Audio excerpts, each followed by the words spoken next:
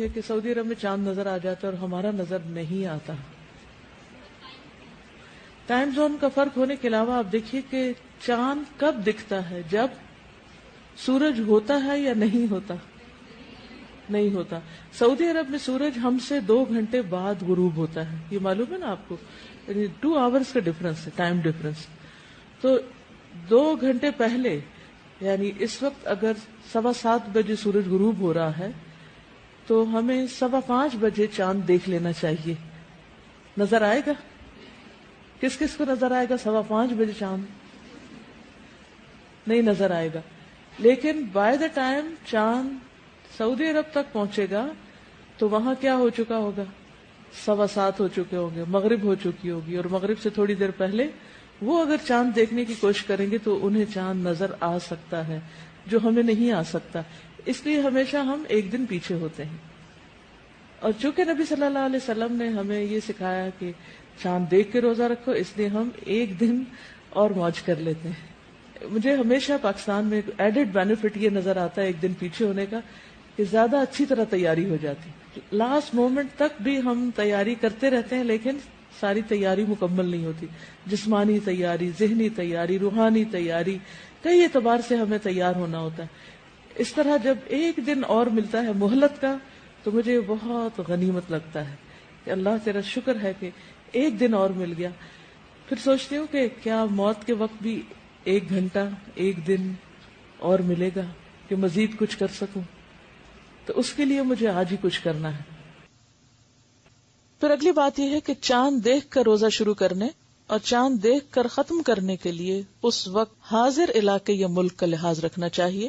اس کا کیا معنی ہے؟ جس علاقے میں آپ رہ رہے ہوں وہاں کا اعتبار کرنا چاہیے. اس کی کیا حکمت ہے؟ کیونکہ اگر انسان کو اس کی اجازت نہ دی جاتی تو انسان کے اوپر ایک بہت بڑی مشقت ہو جاتی.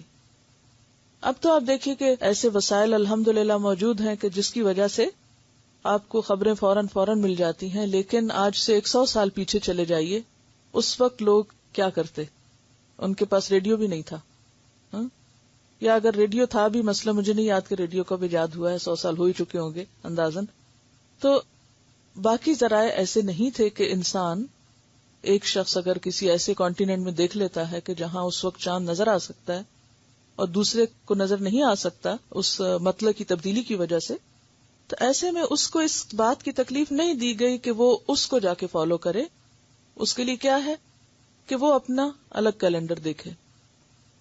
اگلی بات ہے کہ دوران رمضان ایک ملک سے دوسرے ملک سفر کرنے پر اگر مسافروں کے روزوں کی تعداد حاضر علاقے میں ماہ رمضان کے روزوں کی تعداد سے زائد بنتی ہو تو زائد دنوں کے روزے ترک کر دینے چاہیے یا نفل روزے کی نیت سے رکھنے چاہیے.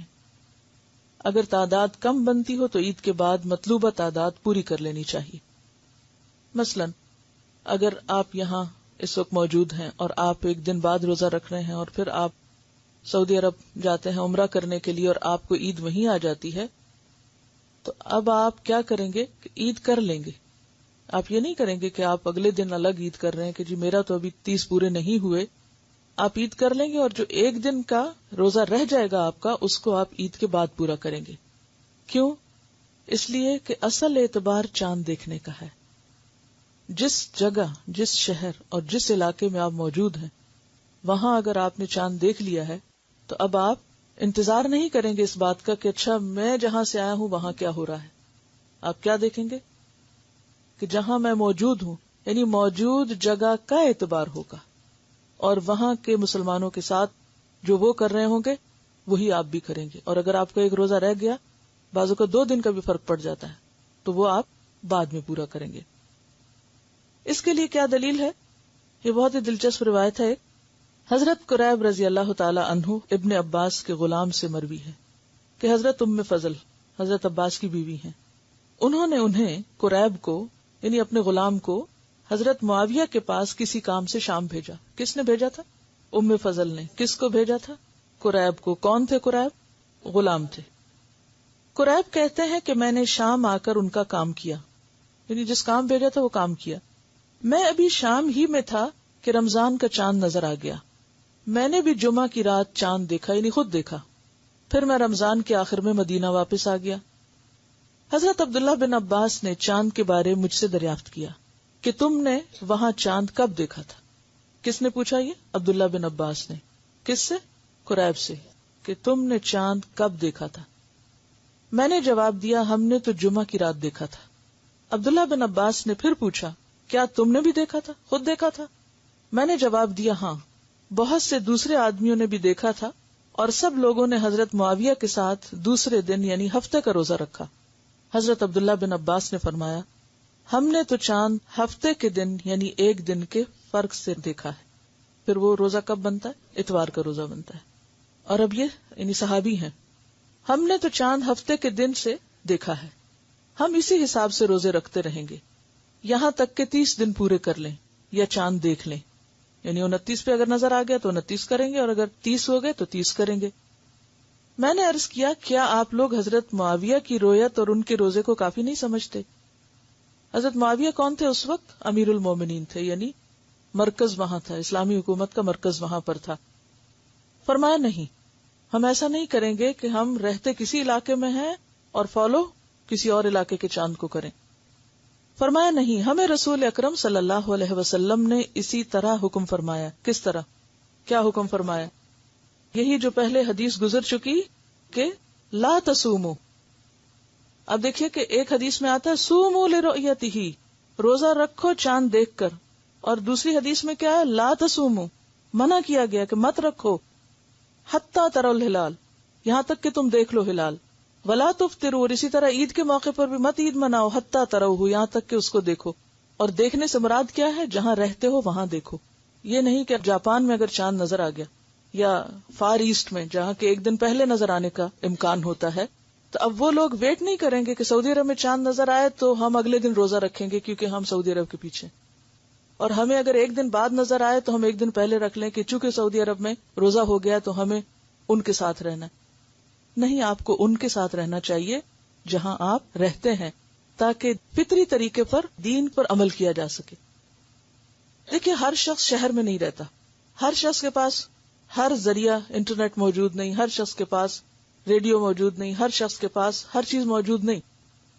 مثلاً آج کے دور میں بھی لوگ ایسی ڈیوٹی پر ہوتے ہیں کہ وہ صحرا میں ان کی ڈیوٹی لگ گئی اور وہاں ابھی کوئی ٹیلی فون کی لائنیں نہیں بچھی، کمیونیکیشن کا کوئی ذریعہ نہیں ہے. ایسی ڈیوٹیز ہوتی ہیں نا لوگوں کی.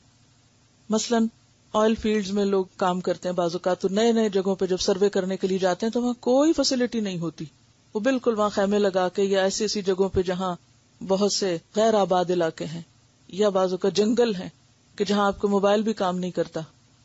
اب آپ کو ایک دن سے زیادہ رہنا پڑ رہا ہے اور اتفاق یہ کہ رمضان شروع ہو رہا ہے. اب آپ کیا کریں گے؟ کیسے روزہ رکھیں گے؟ چاند دیکھ کر. اور اب آپ کہیں کہ بادل ہیں، چاند تو دکھ ہی نہیں رہا، اب کیا کریں گے؟ 30 پورے کر لیں گے کہ چاند نہیں دکھا. کیونکہ یہاں آپ دیکھیے کہ ایک حدیث کہتی ہے چاند دیکھ کر روزہ رکھو اور دوسری کیا کہتی ہے روزہ نہ رکھو جب تک کہ چاند نہ دیکھو. اور تیسری کیا بتاتی ہے کہ رؤیت کس علاقے کی ہوگی؟ عبداللہ بن عباس کے. اور انہوں نے گواہی لی باقاعدہ قریب سے کہ تم نے واقعی دیکھا تھا کہ تمہارا مطلع اور تھا اور ہمارا مطلع اور ہے. اسلامی کیلنڈر دیا ہی اس لیے گیا ہے کہ ہر علاقے کے لوگ اپنے اپنے آسانی اور سہولت کے مطابق روزہ رکھیں اور پھر ان کے اندر ایک اجتماعیت بھی پیدا ہو. اب آپ دیکھیے کہ اگر کچھ لوگ کہیں ہم سعودی عرب کے ساتھ ہیں، کچھ کہیں ہم ایران کے ساتھ ہیں، کچھ کہیں ہم پاکستان کے ساتھ ہیں، کوئی انڈیا کے ساتھ ہے اور کوئی انڈونیشیا کے ساتھ ہے اور کوئی کہیں آسٹریلیا کے ساتھ ہے، تو حال کیا ہوگا؟ ہاں، سب اتحاد ختم ہو جائے گا. اور پیچھے ہم بہت دفعہ بات کر چکے ہیں کہ اتحاد کا ختم ہونا یہ بھی مسلمانوں پر عذاب کی ایک شکل ہے، کیونکہ اس سے دلوں میں عداوتیں اور نفرتیں پیدا ہوتی ہیں. اور پھر ایک اور بات ہے، چلیے مان لیا آپ نے اجتہاد کیا اور آپ نے کہا جی اب تو دور یہ آ چکا ہے، حالانکہ اسلام کسی دور کا پابند نہیں، آپ کا دل اس میں لگے جی چونکہ سعودی عرب میں نظر آ گیا اس لیے میں اس کے مطابق رکھ رہی ہوں. یہ آپ کا اپنا ایک ذاتی فعل ہے. اس کی بنیاد پر آپ دوسرے کو مجبور نہ کریں اور اس بنیاد پر آپ اختلاف نہ کریں اور حقیر نہ سمجھیں دوسروں کو جو ایسا نہ کریں، کیونکہ وہ ایک دلیل کے ساتھ، اور دلیل بالکل واضح بخاری اور مسلم کی روایت ہے اور گولڈن چین ہے جس میں یہ بیان ہوا ہے کہ رؤیت کے ساتھ رکھنا ہے. تو رؤیت سے مراد اپنی رؤیت ہے، اپنا مطلب ہے، نہ کہ کسی اور کی. کیونکہ یہ تو انڈرسٹوڈ بات ہے نا، پورے گلوب پر ایک وقت میں نہ سورج دکھ سکتا ہے اور نہ چاند دکھ سکتا ہے. تو اگر ہم لوگوں کو اس چیز کا پابند کریں گے تو اس کا نقصان کیا ہوگا؟ دین مشکل ہو جائے گا، دین مشکل ہو جائے گا. تو فطرت پر ہی سب کو رہنے دیں. اور مسلمانوں کی تو بڑی ایک آبادی جو پڑھی لکھی بھی کوئی نہیں ہے کہ وہ کتابیں پڑھ کے کچھ سیکھے، وہ تو مطلع کو دیکھ کر ہی اپنے کیلنڈر کا آغاز کرتی.